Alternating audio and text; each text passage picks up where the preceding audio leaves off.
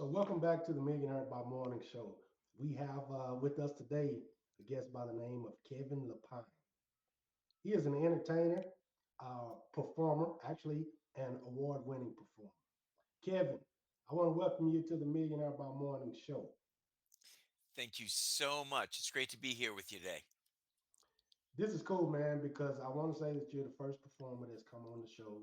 You have um, you have an actual entertainment business located in Las Vegas. Yes, we Wow. do. We do the longest running hypnosis show in Las Vegas, Hypnosis Unleashed over at the Four Queens Casino in downtown Vegas. At the Four Queens. Okay. Yes. And what are your dates and times? We do Tuesday through Saturday. We're a 9 p.m. show. Used to do 6 nights a week, and then my wife convinced me I was insane and we needed to go down to 5 nights because it's one thing to be successful, but if you can't enjoy your success, if you can't take a couple of days a week off, if you can't take that week vacation, when you're an entrepreneur, you work for yourself, but would you put up with that attitude from any other boss? Yeah, And so she helped me kind of learn to take time for me. that's a good point. That's a good point. You work hard, but you have to take time off for yourself. Yes, because it if you overwork yourself, if you don't relieve that tension, no matter what you're going to do, you're going to get burnt out. You're going to make sloppy mistakes because you're tired. And most of all, you're going to lose the main thing an entrepreneur needs. You're going to lose that ability to see what the next level is and rise up to it. Right, right.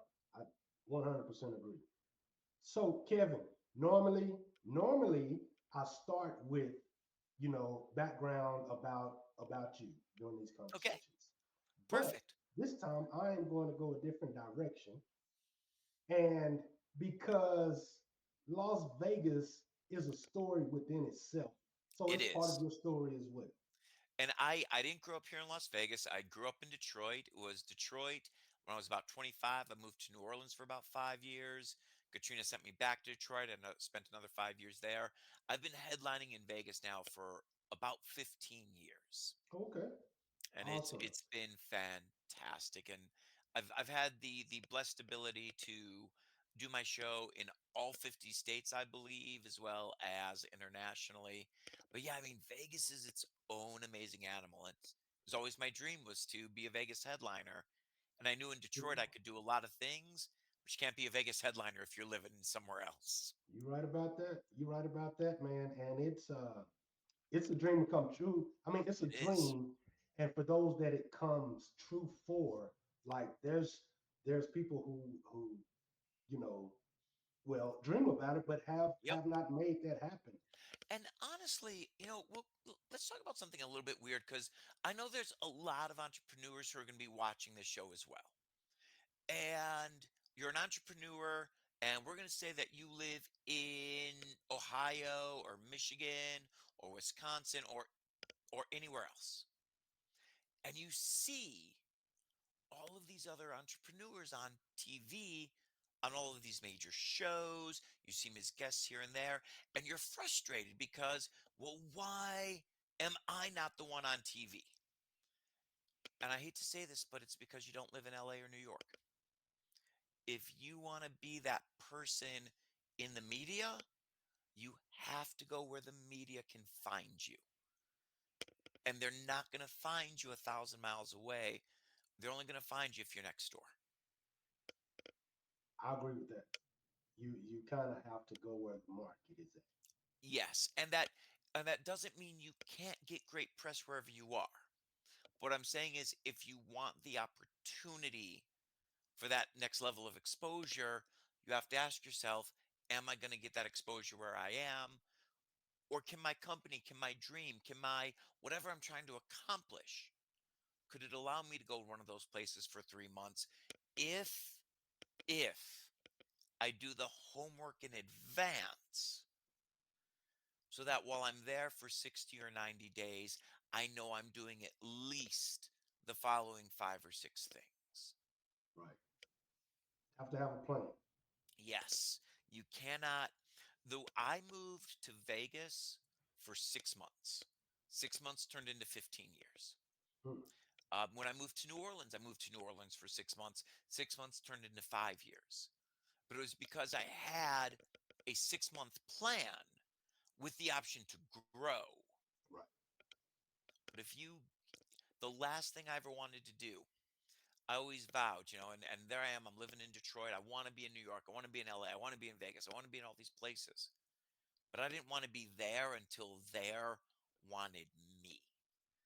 Because the last thing you want to do is pick up, pack up, and have to start at complete zero Yeah. to build yourself up in a new market. And there are nowadays, thanks to social media and connections, 1,000 ways to get those connections. Definitely. Definitely.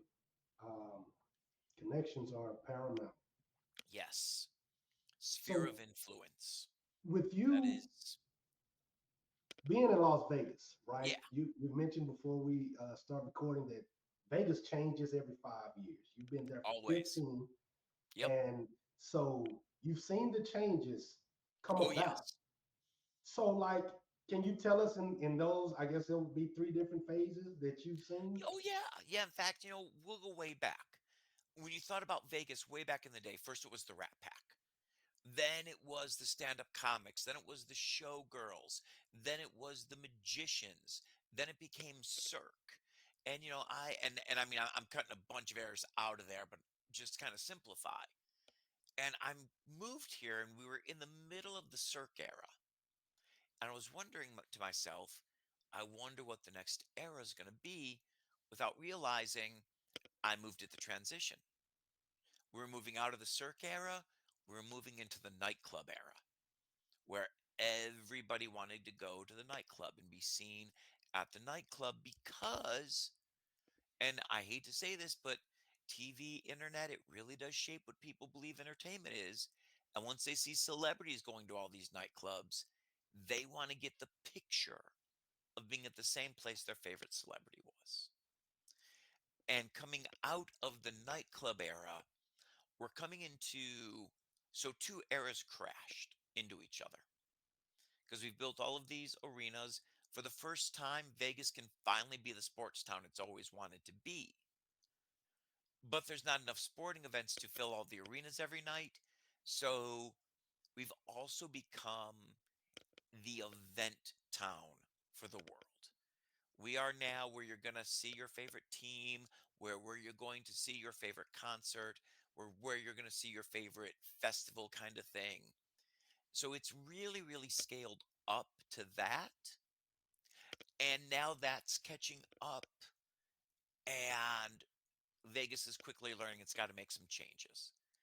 Because while that ideal works really well for your high rollers, it doesn't work for your middle class. And that's what built Vegas. Yeah. Vegas used to be a great value town, and Vegas is quickly learning it's got to go back to being a value town. Because, yes, you can fill the arenas for a sporting event or for a concert. But if the hotels are only running at 40%, you can't keep the restaurants open. You can't keep the retail open. You can't keep all the things open that make Vegas fun. And if Vegas isn't fun, then you'll stay in your own hometown and go to the casino there. Right. Definitely. I hear a lot about the fees. The fees are outrageous. Disgustingly so. The Four Queens, where I perform, uh, our owner is amazing. And he said Vegas started as a value town. I came here as a value town. I'm going to keep it a value town. The Four Queens has none of the resort fees. The parking fee is like $5 a day. I mean, they've kept that super reasonable because yes, the resort fees everybody's complaining about. The parking fees are ludicrous. I mean, and the problem though is once something has become a profit center, how do you erase it from your books? If I'm telling you that whatever business you have, hey, this revenue stream right here, it just increased your bottom line by 15% for the year. Now, if I tell you it also pissed off a potential 50% of your clients who didn't buy from you, well, do those extra clients make up for getting rid of that profit center you now have or not? And I mean, it's unfortunately Vegas belongs to the accountants now. Oh man. Yeah, and it's sad because it shouldn't belong to the accountants as much as it does. And it seems like I don't know if they'll get it together, but the Grand Prix coming in, how do the locals feel about that? Like, it seems to be a rich man's idea in sport. Um, but it also seems I seen the picture online, like it's excluding the normals, the regular, the tourists. Um, There was so a it doesn't big work as an hashtag. attraction, really. There was a big hashtag here in town that said FUF1, Hmm. and that sums up a lot of it. I don't want to knock my town at all, but let me use WrestleMania as an example, okay? WrestleMania comes to Vegas and it's coming back to Vegas again this year. And while WrestleMania is at Allegiant, the SmackDown leading up to it is at T-Mobile, NXT, Raw there at T-Mobile. Meet the wrestlers over at the convention center. This hotel has got these WWE superstars who are going to be there. This convention's in town that's bringing in three other wrestling organizations. The entire town made money off of WrestleMania being here. F1 makes money for a very, very small group. And F1 made that grand mistake. They said, hey, the first year they were like, cheapest tickets are going to be like $5,000 and it's going to be this huge exclusive thing. Day of the race, they were offering free tickets for locals just so the stands weren't empty. No. You can't yell and scream, hey, we're going to make Vegas so expensive, the middle class can't show up. And then freak out and go, oh my God, the middle class isn't here. Yeah, you Right. told us not to come. Yeah. Not You only know, did and we're you not learning. only did you say don't come, they roped it off. Like Yes, you're not allowed to come. horribly. It's made such a odd negative impact. In fact, I recommend entrepreneurs look at what F1 did here in Vegas. Please, please look at what F1 did here in Vegas, and then turn around and look at how the Golden Knights launched here in Vegas. Because when Right. we got our hockey team, the Golden Knights, nobody really knew any of our players. But all these players were at charity events. They Yeah. opened it up to charities. They opened up to the public. They were everywhere. They did everything. They became part of the community. And check out the difference between a company that says we are super exclusive and a company that says we are inclusive. We are so happy to be here that we're going to be, forget that it's a hockey team, whatever it is. If your business is based around, I'm going to become part of the lifeblood of your community is going to turn around and support you. And I don't care Agreed. what business you have. There are very, very few businesses in the world that are one person doing one thing all by themselves. Yep. You know, word of mouth, sphere of influence, man. If you're not building that in your hometown, you're never going to build it anywhere. Right. Right. People should, especially. I'm glad you brought that up. Anyone who's out there listening in the entertainment industry, that's Hmm. what it takes. Like that is. I get a lot of people saying, I came from the entertainment industry myself in music. So you get a lot of people that saying people don't support me. Um, no one will come to my shows. No one will buy my music. And the question is, The question is, what are you doing? Yeah, and okay, so let's play the mean game for a second. So in the music industry, what did you do? So I was basically I did all parts, but I was a part Okay, of the group as well. But okay. everything from Musician? marketing to making the music, Yep. rapping. Yep. Okay, rap. Okay. So, let's break this down for a second. Um, there's a bar where you and 10 other people who want to be successful in that industry are sitting around and complaining that you're not getting that break. And then there's that other bar where there are some of the successful people, and that's where they're hanging out.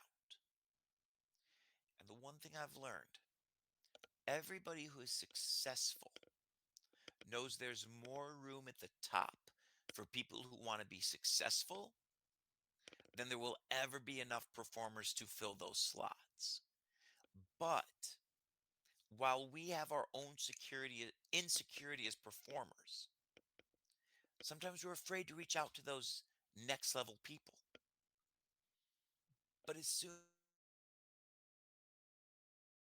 as you tell those next level people, man, I want to do this and I want to do this well and I want to do it right, it's amazing how much those people will converse with you, how much advice they'll give you if you're really willing to listen. I've had performers come up to me all the time saying, "Oh my God, how did you do this?" Well, I did ABC. Oh, well, I don't want to do that. I want to do LMZ. But what'd you do after ABC? Well, after ABC, I did DEF.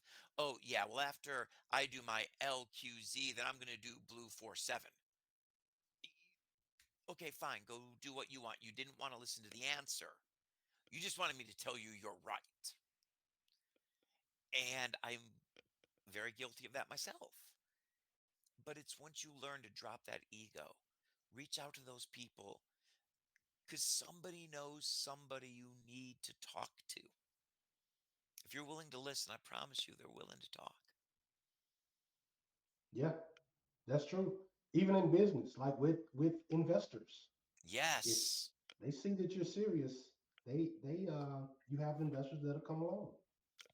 always. Especially if you're one of the hardest things, especially for any entrepreneur, for performers, for everybody. We're so desperate to go, look, look, look, look, we can do this, we can do this, we can do this, that we forget to listen to questions. We forget to ask questions. And one of the biggest mistakes I think we make is when we're talking with investors, when we're talking with those people who can help us to grow, we forget to ask them the question of, what do you want to see from me? And what will doing that do to benefit me overall? Right. We have what they say. We have two ears and one mouth for a reason. Hmm. If people could just take that to heart and understand the meaning of that. Oh, yeah. And I have been in some great rooms with some great musicians. And I have met some people who were just mind blowing. And I watched people be way too afraid to go up and approach them. And then I watched the other mistake, somebody walking up with their ego walking in front of them. And then watch the people who'd walk up to some of these amazing guys and go, "Hey, you know, I'm doing these kind of gigs. I'm really looking to do this. What would you suggest?" And I have watched high level A-list people stop dead and go, "Oh, you want to do that? Yeah, I used to do that. You know who got me the work was this person over here." And I've used the term sphere of influence a couple of times. And for those of you who don't fully understand what sphere of influence means, it means if I call somebody cold, they may not answer my call. But if you have a friend who I need to talk to, and I say, "Hey, this is Kevin. This person told me to call you." Now that person will at least give me 20 seconds or one call back There you because go. their friend said. So that sphere of influence is one of the best things you can use. Then you're no longer a cold call. You warmed it Yes. up a bit. Yep, you've warmed it up. And it depends. Like if I say, "Hey, a client I know you want to work with told me to call you." Okay, well, it's fine. I'll talk to this guy because I don't want to piss off that client. If a friend of yours told me to call you, okay, well, you know what? First, I'm going to call my friend and find out what the background is on this guy. And as long as you've made a good impression with that friend, then that guy will go, "Well, okay, I guess I'm calling this guy back for you." Yep. Yep. So that's a cheat code. It's one the two cheat codes in life right now: sphere of influence and lead with kindness. Don't lead with your ego. Don't lead with an attitude. We're all sick of it. Yeah. All of us in our day-to-day life, we're sick of the negativity. We're sick of the yelling. We're sick of the screaming. Lead with kindness. That doesn't mean you have to be a pushover. That doesn't mean you have to be a doormat, but be kind. It'll It makes a definitely get you difference. further. You're right. It makes a difference in Yeah. this day and time. Oh my God, it does. There is so much negativity being thrown at us from every angle Yeah. that when you're around somebody kind, it's just nice to feel that stress drop a little bit. You're right, man. You were right about that. I'll celebrate now when I get good customer service. Hmm. Like Oh, I tell, yeah. I'll look to my wife and be like, "This person was really helpful," and it's Yes. because you don't receive it a lot anymore. Yeah. I'll tell you one weird cheat code. I've gotten a bunch of free stuff at restaurants because I will call a manager over if my server is really, really good. Just so I can tell the manager, "Hey, you know what? This guy's a great waiter, or this woman, she's a great bartender." And odds are a great waiter or bartender is probably a pain in the manager's ass sometimes. So I want to tell you they're doing a good job. Half the time, the managers get this confused look in their eye because they're so used to complaints, they don't Yeah, know how to handle yeah, compliments. you're right. Yeah, that's exactly that's exactly the play. I see why. Yep, It's so few and far in between now. So yeah, it lead with is. kindness. That'll get you further in this day and time than a whole bunch of other And stuff. you don't have to be a doormat. You don't have to let people walk all over you because you're kind. You can be kind and have great boundaries. Right. But I have watched some of the most successful people I've known address janitors as sir. And if you don't understand why that's important, it's really hard to grow. Yeah. Nobody is beneath you. Right. When you're building a business, when you're building an industry, as a performer, as an entrepreneur, as a human being, no one's beneath you. You don't know what this person's story is. Right. And they're showing up and they're doing their job. And if they're doing that job with a smile on their face, amen. There you go. So Kevin, let me ask you. Let's Yeah, get into Hypnosis Unleashed, let's do the it. show. Yes. How did you, first and foremost, how did you tie in hypnosis with entertainment? I wanted to be a lawyer, but my parents make me do this. Okay. No, when I was a teenager, I fell in love with the stage. I actually suffered a lot of bullying when I was a kid, a lot of abuse in a lot of those ways. And I actually had a very, very bad stuttering problem until I got on stage. The stage was the one place that I felt whole and home until I finally found a group of friends in a community. Thank God that helped me really, really build up.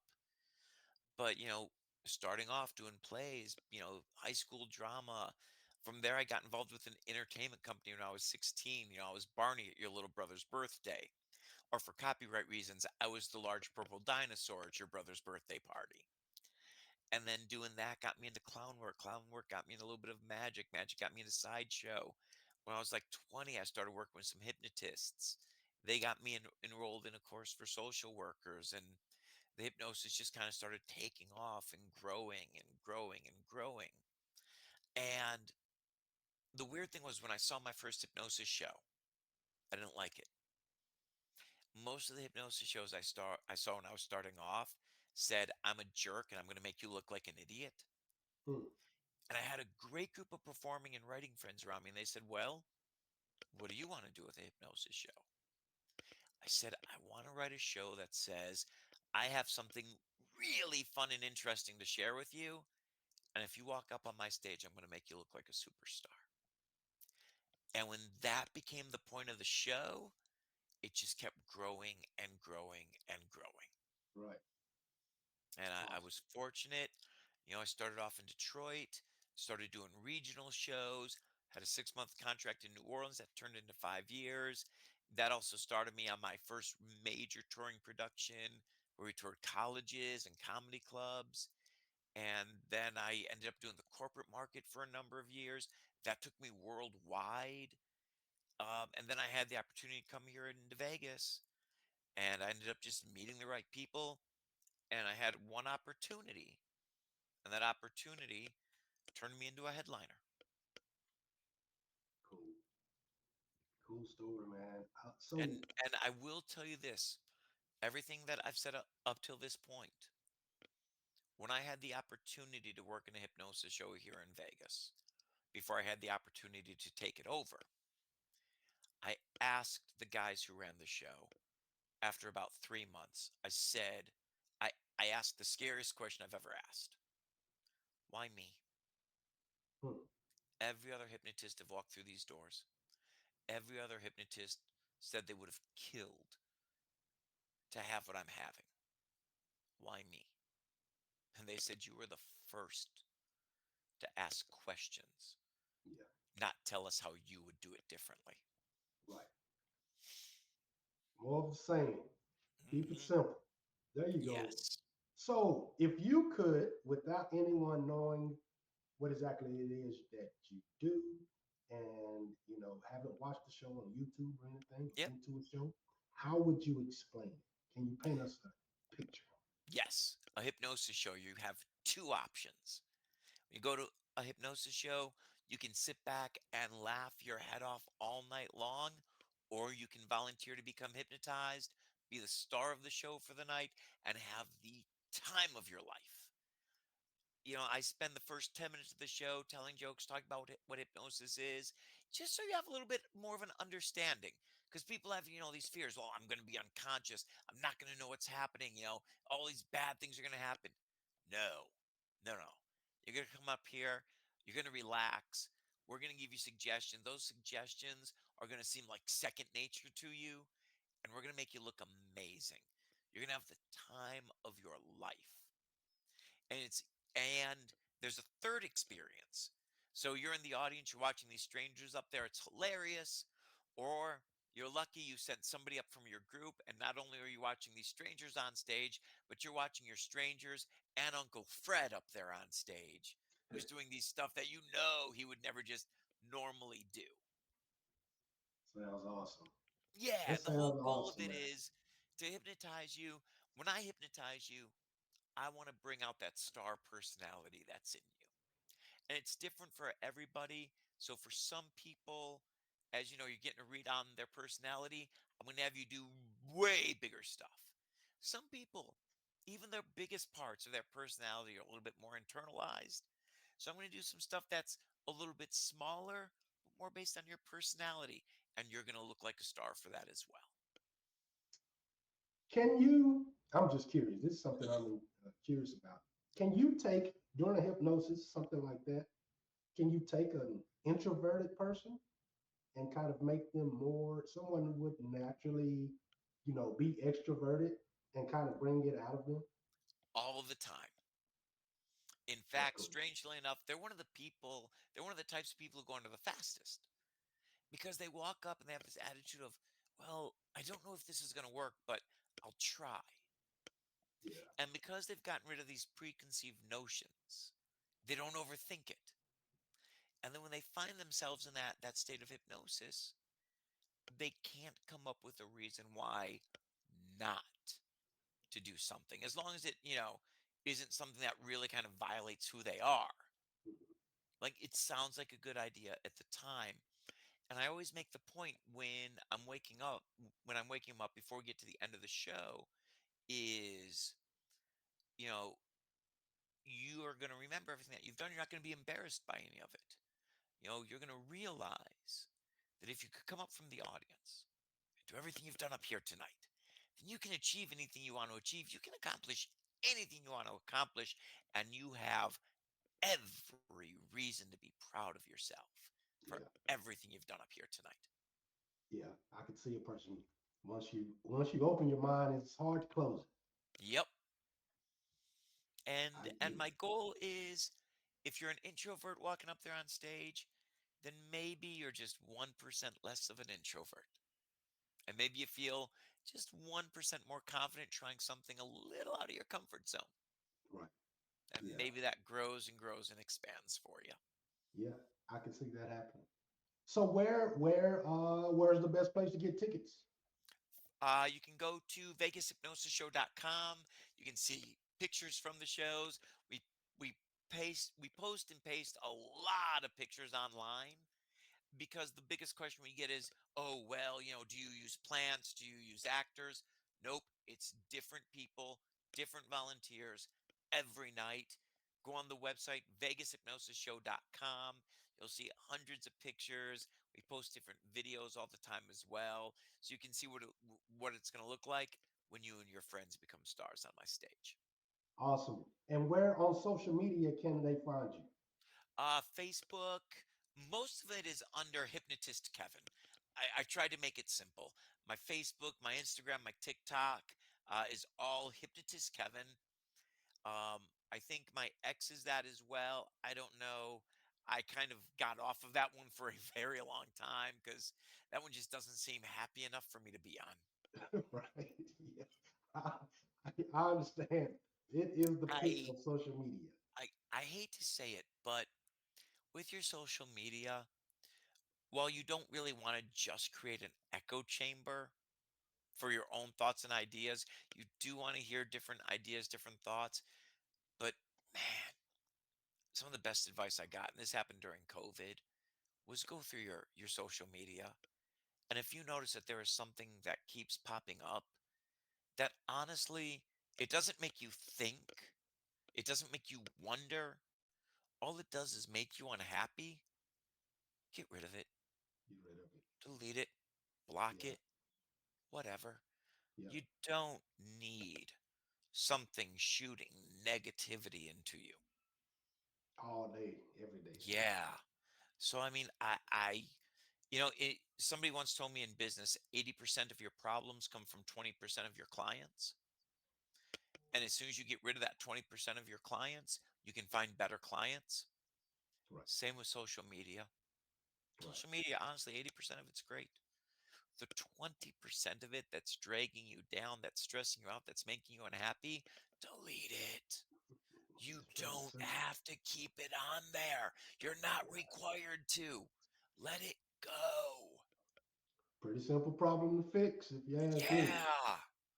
I mean, I'm sorry. I'm such an advocate of this now of if something is only putting negative feelings, negative thoughts, if something's only putting darkness into your heart, get the hell rid of it.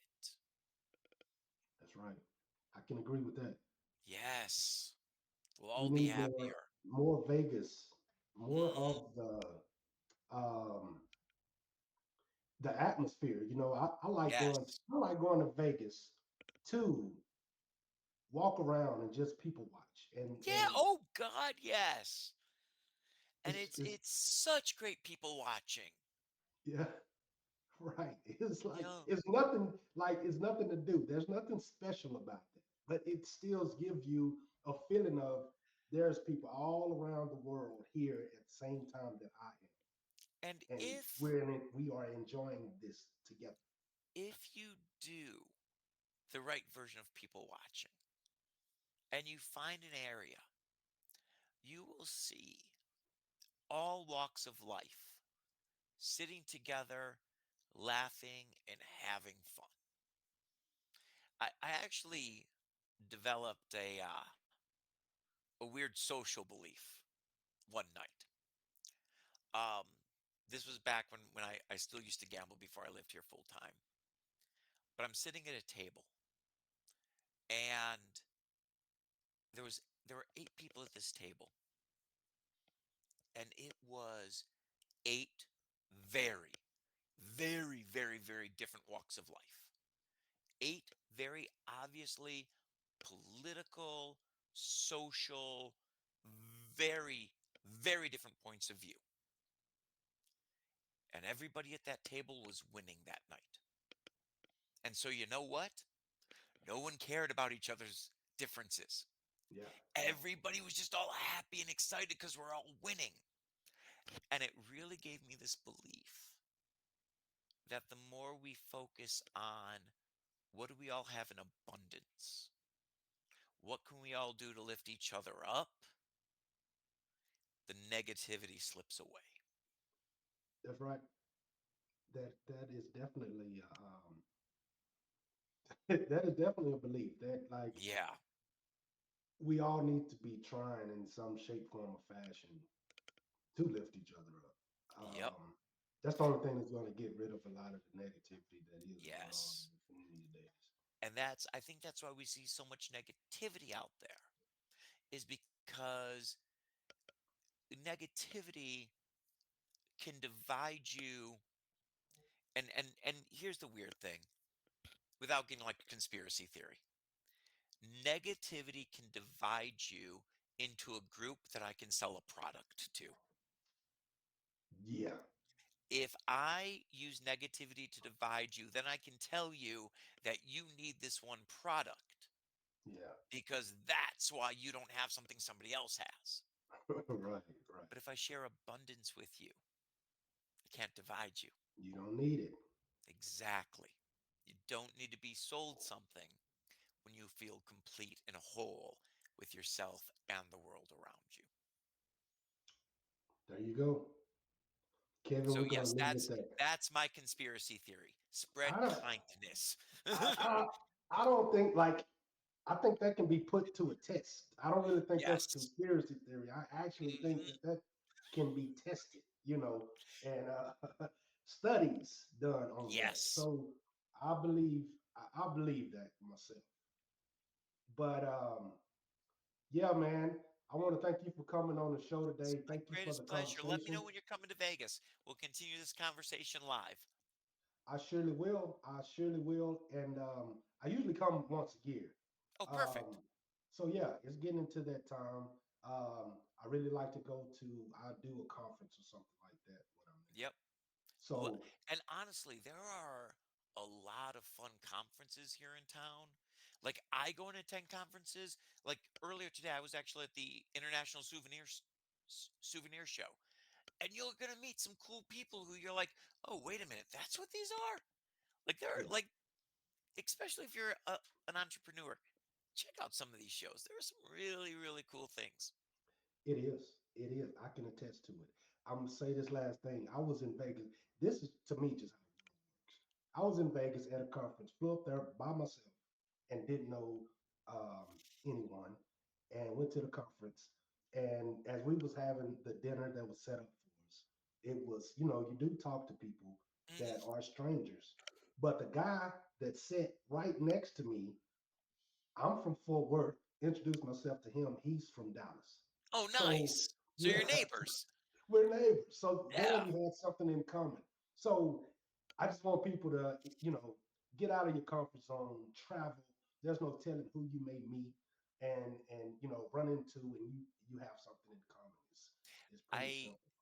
I've learned this at those conferences as well. Find a table of people you've never met. Don't tell them what you do. tell them why you came to the conference. Because odds are, if you're there, you're looking for something, you may not know the term. You may go, oh my God, I'm looking for these 500 things. And they're going to go, oh, no, no, you just want Steve. He's over there. Yep, that's right.